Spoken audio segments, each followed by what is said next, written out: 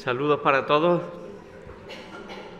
El tema que vamos a tratar de exponer en esta mañana está relacionado con la compañía permanente del creyente. Pero antes de adentrarnos en el tema de hoy, me gustaría, si me lo permiten, contestar ante todos a una pregunta que en varias ocasiones me han formulado. Como se puede apreciar, tengo por costumbre, al inicio de cada intervención, hacer una pequeña salutación global y comienzo con la expresión saludos para todos. Como decía, en varias ocasiones me han preguntado por qué no me expreso en ambos géneros y digo saludos para todos y para todas. Siempre suelo contestar lo mismo, que por economía, celeridad y eficacia gramatical. En realidad, siempre ha sido lo correcto dirigirse a ambos géneros en masculino, aunque las instituciones que presionan en sentido contrario han instado a la Real Academia de la Lengua para tratar de reformar la Constitución en su redacción original, incluyendo el género masculino y femenino. La respuesta de la Real Academia de la Lengua ha sido que la redacción original es absolutamente correcta al englobar a ambos géneros, con el masculino englobar a ambos géneros, masculino y femenino. Esto no significa ni muchísimo menos la discriminación de la mujer en ningún sentido, y muchísimo menos en sentido estrictamente cristiano. Nuestro Señor también otorgó un estatus delicado y especial para la mujer, que siempre debemos respetar. Los cristianos no debemos adaptarnos a las costumbres y los deseos de este siglo, ni tampoco a la demagogia de las corrientes.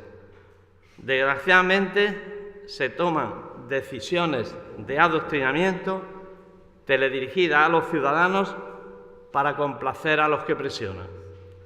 Pilato actuó de una manera similar acerca de Jesús.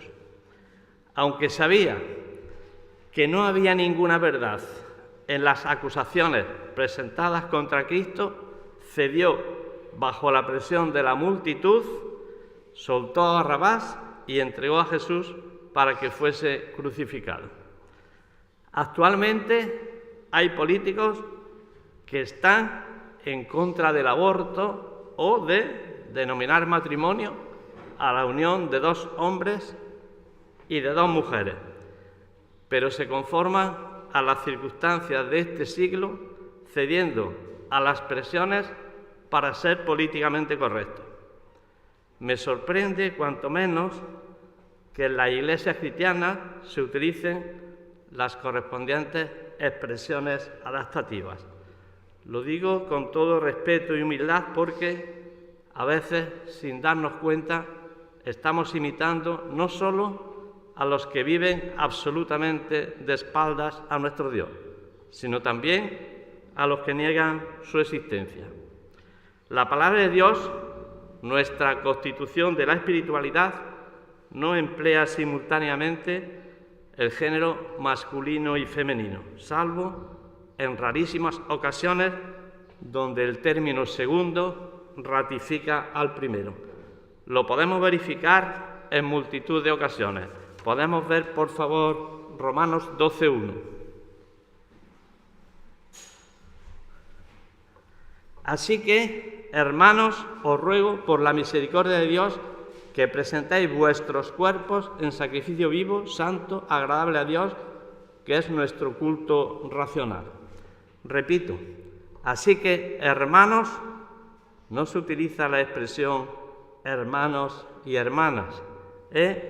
Inequívocamente, Pablo se dirigía con la expresión hermanos a hombres y a mujeres. Así pues, Consideramos que es más importante seguir las directrices gramaticales de nuestra norma suprema, la palabra de Dios, que las directrices de la norma de este siglo. En Romanos 12.2 se nos dice, por favor, Romanos 12.2, no os conforméis a este siglo, sino transformaos por medio de la renovación de vuestro entendimiento para comprobéis cuál sea la buena voluntad de Dios, agradable y perfecta. Los cristianos no necesitamos de corrientes imperativas para determinar la igualdad del hombre y de la mujer.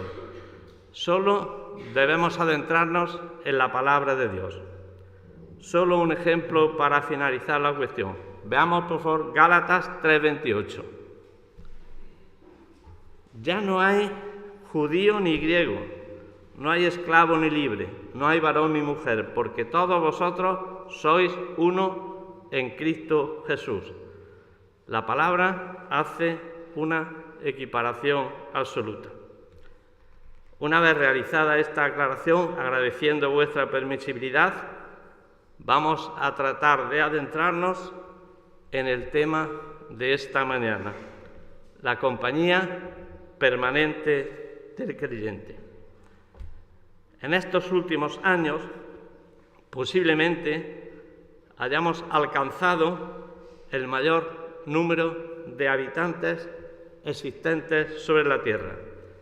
Se calcula que estamos alrededor de 7.870 millones de personas.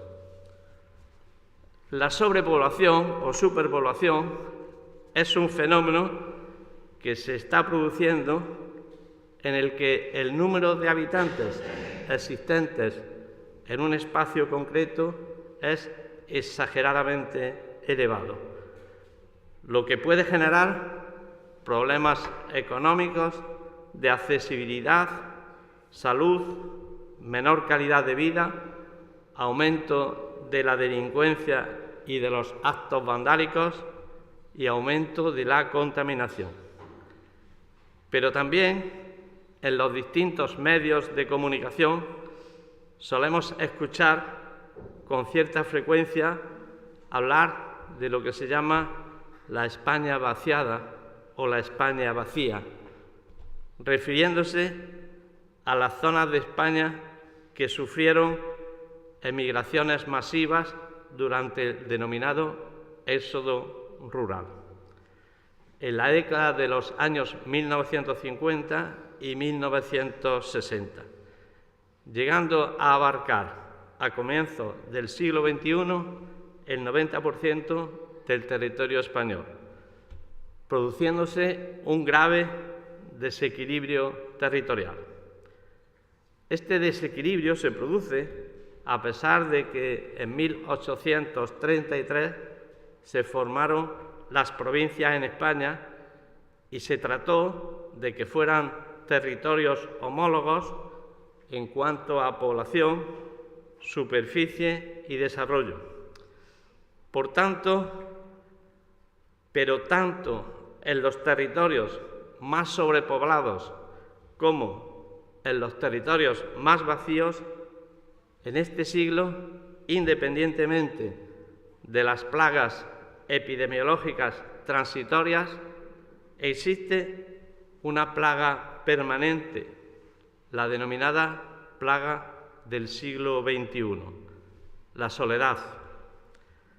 Desgraciadamente, nos encontramos en una sociedad cada vez más individualista y menos solidaria, donde se acrecienta la dificultad de tener amigos cercanos.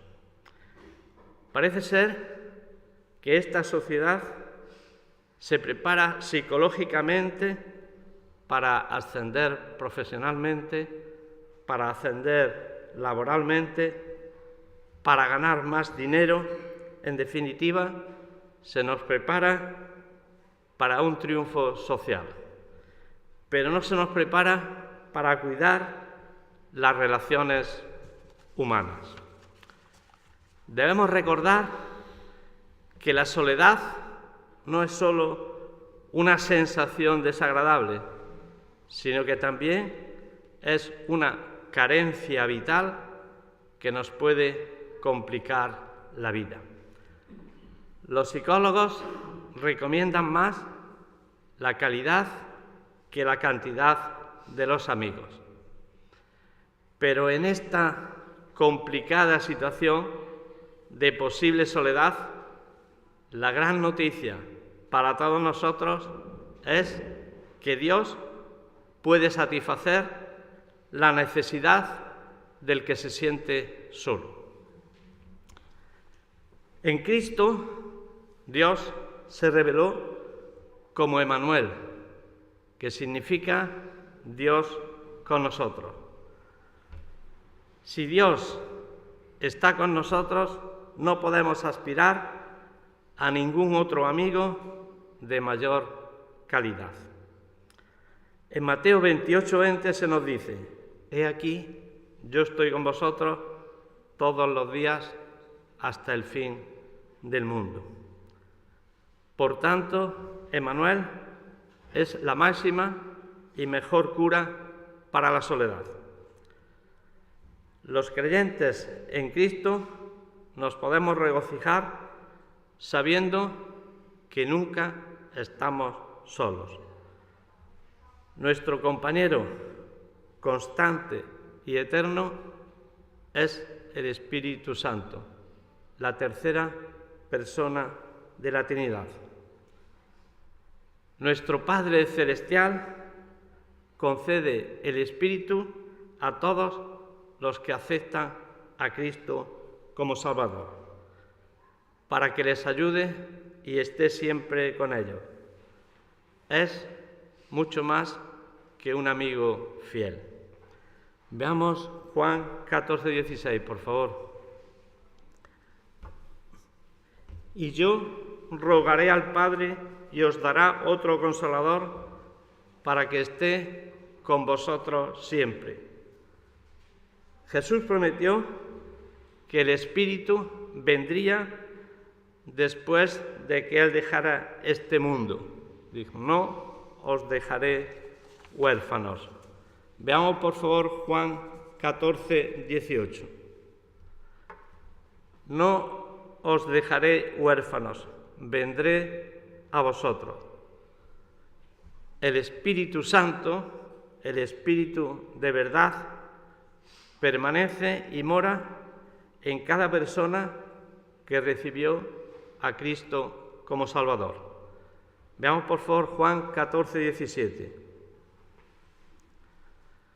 «El Espíritu de verdad, al cual el mundo no puede recibir porque no le ve ni le conoce, pero nosotros le conocéis porque mora con vosotros y estará en vosotros». Veamos, por favor, ahora la primera conclusión.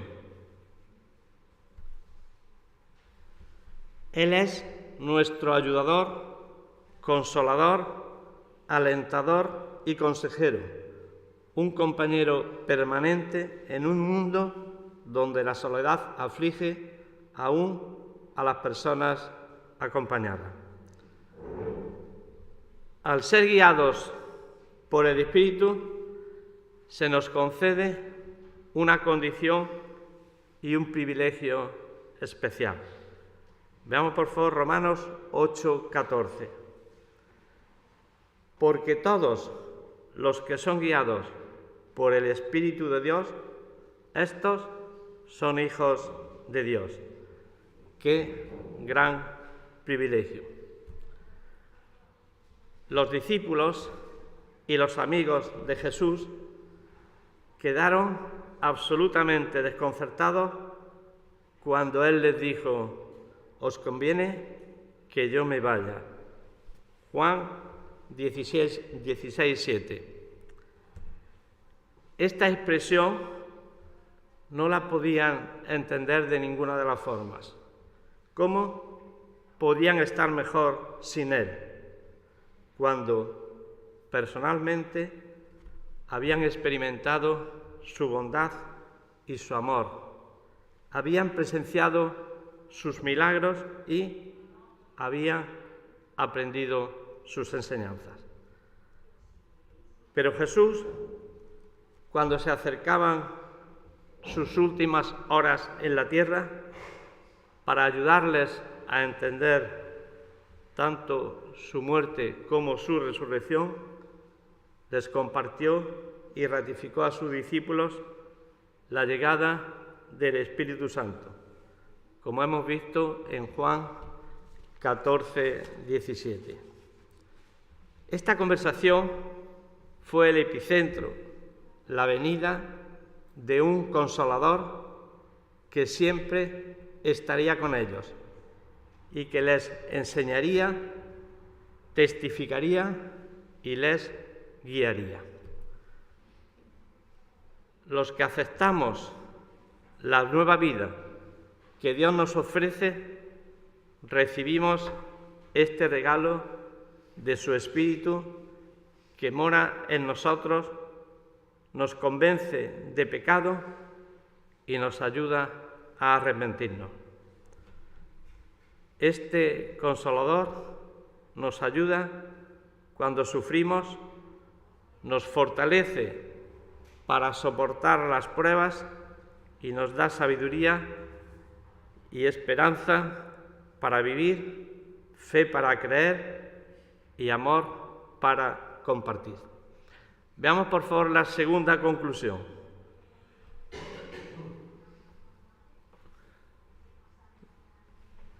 Debemos dar gracias permanentes a Dios por enviar a su Hijo para salvarnos y a su Espíritu Santo para consolarnos y fortalecernos. El Señor es nuestro compañero íntimo y fiel durante toda nuestra vida. Nos guiará en nuestras situaciones más difíciles, perdonará nuestros pecados, escuchará nuestras oraciones y cargará con lo que nosotros no podamos llevar. Qué gran privilegio saber y experimentar que Dios mismo mora en nuestros corazones y por tanto somos templos de su Santo Espíritu. Primera de Corintios 6, 19. Al ser acompañados por el Espíritu, nuestras vidas se caracterizan por el amor, el gozo, la paz y el dominio propios. Gálatas 5, 16, 22 y 23. Veamos por favor ahora la tercera conclusión. El espíritu humano siempre nos puede fallar, salvo que estemos completamente llenos del Espíritu Santo. Jesús dijo: si alguno tiene sed, venga a mí y beba. El que cree en mí, de lo más profundo de su ser, brotarán ríos de agua viva. Juan 7, 37, 38. Cristo hablaba del Espíritu Santo, quien haría su hogar en cada creyente. Por tanto, somos receptores y conductores del agua viva, la fuente eterna de satisfacción que calma la sed de nuestras almas. Al morar el Espíritu Santo en cada creyente, nos guía a una mejor comprensión de la palabra de Dios y nos va transformando para ser semejantes a Cristo. Veamos por favor la cuarta conclusión. El Padre nos dio el Espíritu para poder hacernos semejantes a su Hijo.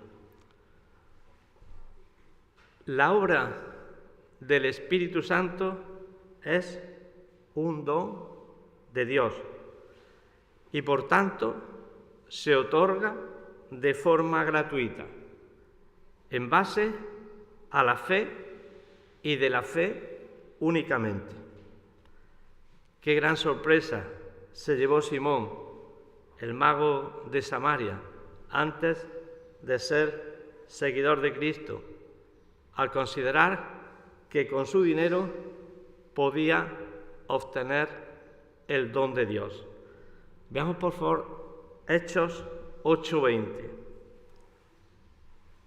Entonces Pedro dijo: tu dinero perezca contigo, porque has pensado que el don de Dios se obtiene con dinero.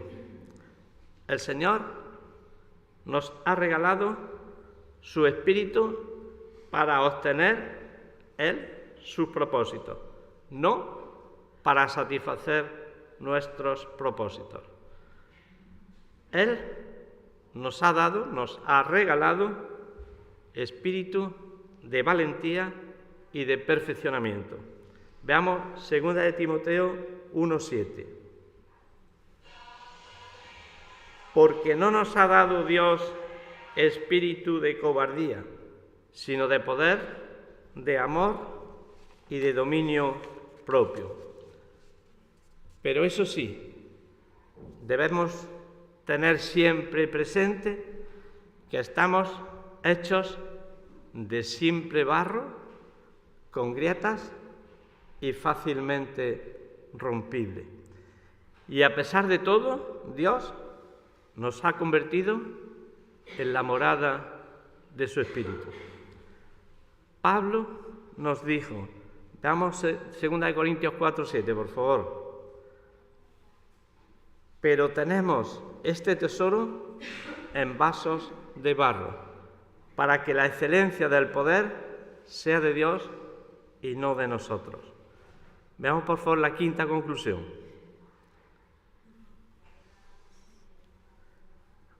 A pesar de toda nuestra debilidad y fragilidad, el Espíritu Santo nos provee de todo lo que necesitamos para obedecer a Cristo y seguirlo. El Espíritu Santo de Dios nos conoce íntimamente, conoce todos nuestros anhelos, el lenguaje de nuestro corazón y todo nuestro ser, para ayudarnos a poder comunicarnos con Dios y para transformarnos a la imagen de Cristo. Además, el Espíritu Santo intercede por nosotros con gemidos indecibles y nos ayuda a articular delante de Él nuestras necesidades más profundas. Veamos por favor Romanos 8:26. Y de igual manera el Espíritu nos ayuda en nuestra debilidad. Pues ¿qué hemos de pedir como conviene? No lo sabemos, pero el Espíritu mismo intercede por nosotros con gemidos indecibles. Sí, el Espíritu nos ayuda en nuestra debilidad, se conmueve con nuestras tribulaciones, se preocupa profundamente por nosotros, más de lo que nosotros nos preocupamos por nosotros mismos. Veamos por favor la sexta conclusión. Mediante el Espíritu que nos renueva y refresca, los creyentes estamos unidos a Cristo y tenemos acceso al poder, esperanza y gozo ilimitados que se encuentran en Dios. Gracias a Dios, para poder superarnos espiritualmente, no tenemos que depender de nuestras propias fuerzas, ya que el Espíritu Santo tiene el poder de ayudar a los creyentes a crecer espiritualmente. Este es nuestro gran recurso.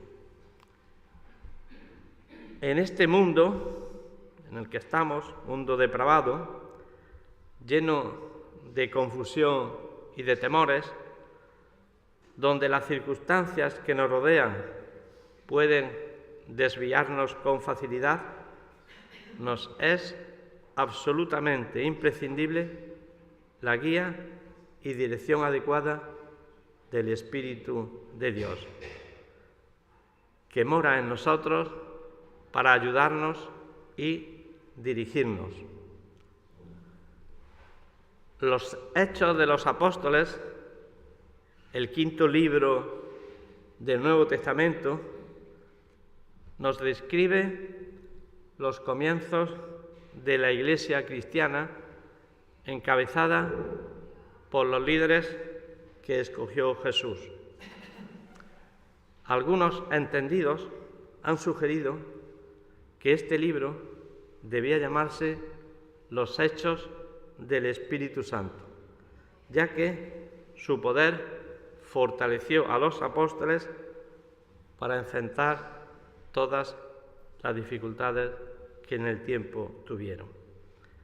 Y en la actualidad también nos fortalece a todos nosotros para poder enfrentarnos al complicado mundo actual, donde la soledad reina aún estando en aparente compañía.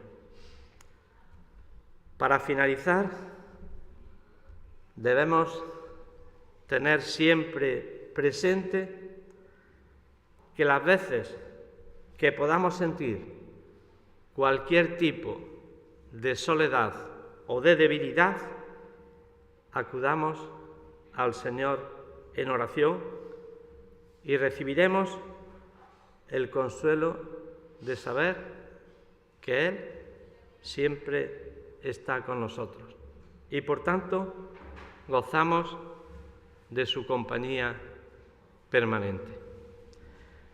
Pues que el Señor nos bendiga y seamos dúctiles y maleables para que siempre podamos ser guiados por su Espíritu.